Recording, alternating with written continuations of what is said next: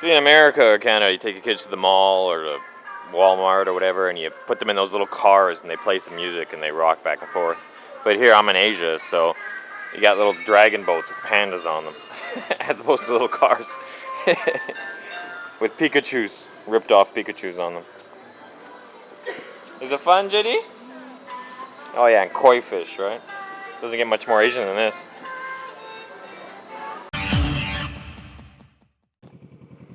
Hi, baby. Hi. Look at you guys. So cute. Yeah. Hey guys, my name is M13, and I need to adjust my camera. Hold on. Okay. Yeah, childhood. Yeah, this is a mansion, eh? Look at the wall around this place, and the house is just huge and gorgeous.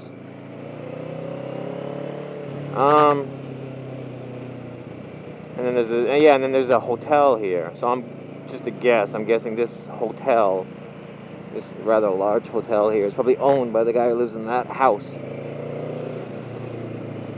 Nothing better than that, eh? Living where you work, or living close to your work like that. Like, you just he just wakes up and then, you can just walk to work.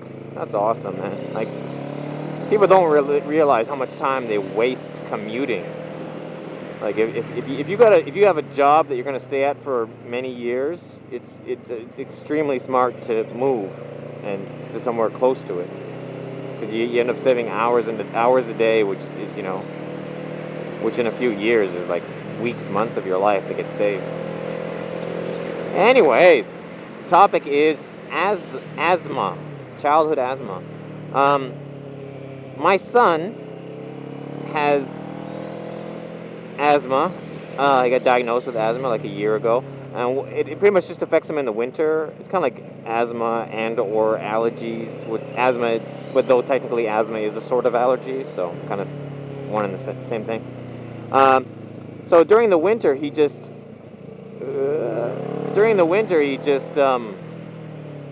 coughs all night long, every night, all winter, and he has like phlegm and he breathes hoarsely. It's just like asthma, right? And it's because he's so young. Like last year he was 1 year old, and this year he's 2 year old. Because he's so young, it's not true asthma. It's called childhood asthma, and childhood asthma has a chance of like going away as the children mature. They can grow out of it. But anyway, so we took him to the doctors, and they give medicines and stuff. They get medicines for phlegm and medicines to help him sleep and medicines for this. 3 different types of medicines that he should take in the morning and before he goes to bed, whatever. And it's like, and then yeah, they seem to help a bit. He seems to breathe a bit better during the night when he's on these medicines. But as soon as the medicines stop, what happens? He just reverts right back to the way he was before. So they're not, that's the problem with Western medicine, is in general, it just treats the symptoms. It does nothing to cure the actual illness.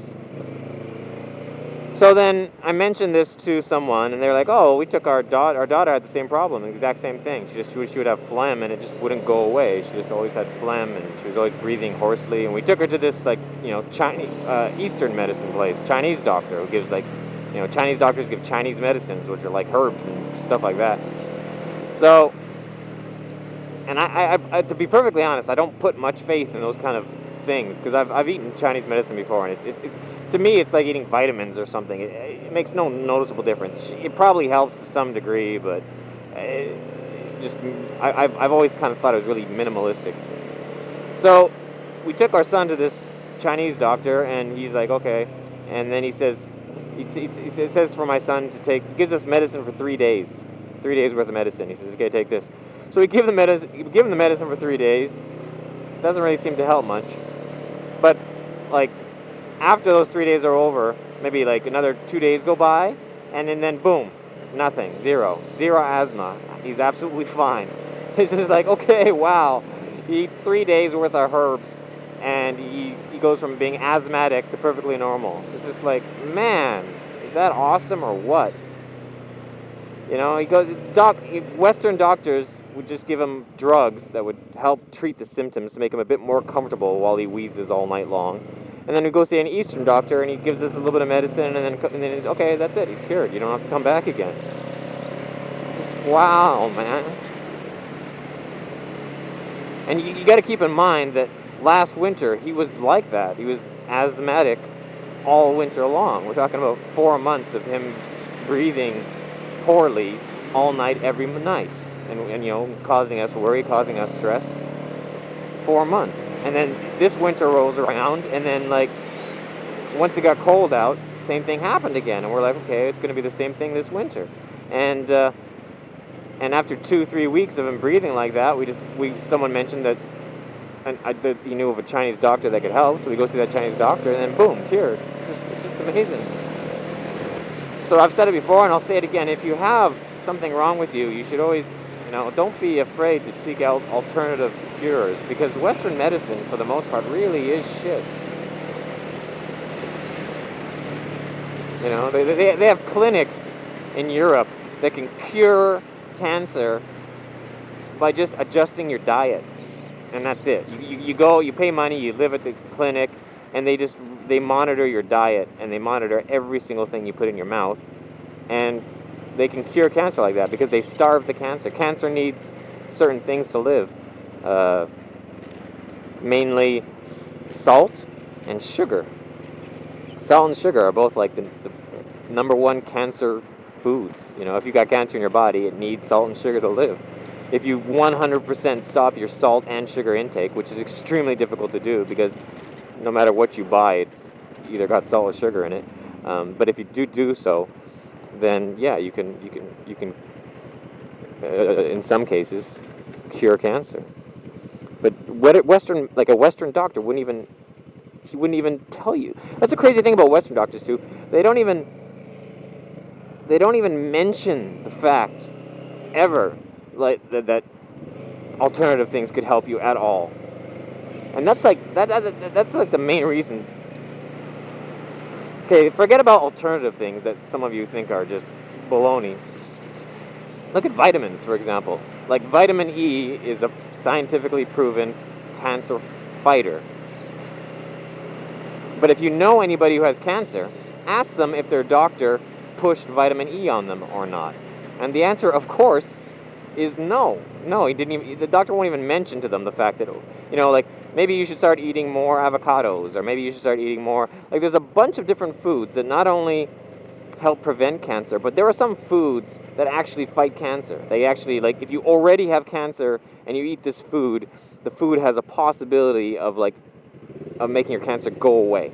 You know, like, it's natural foods, like, I think avocados and blueberries. And there's a bunch of foods that are super high, and I think what they're high in is like vitamin E or something else, because there's natural cancer fighters. But like, how many oncologists, cancer doctors, tell people to eat these foods or to eat more vitamins? None. But why wouldn't they? Like, it's scientifically proven that those foods and those vitamins fight cancer. So why wouldn't they say, well, yeah, it's because they don't give a shit. They're just about, okay, you're going to need this medicine that costs $1,000 a month, and you're going to need this medicine that I get, you know, that on my end I get a couple $100 each time you buy it.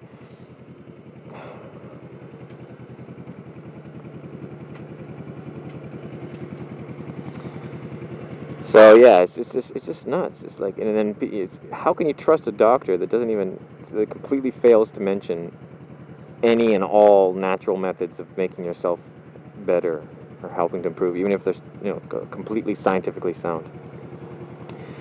Anyways, so that's my video on my son's asthma being cured.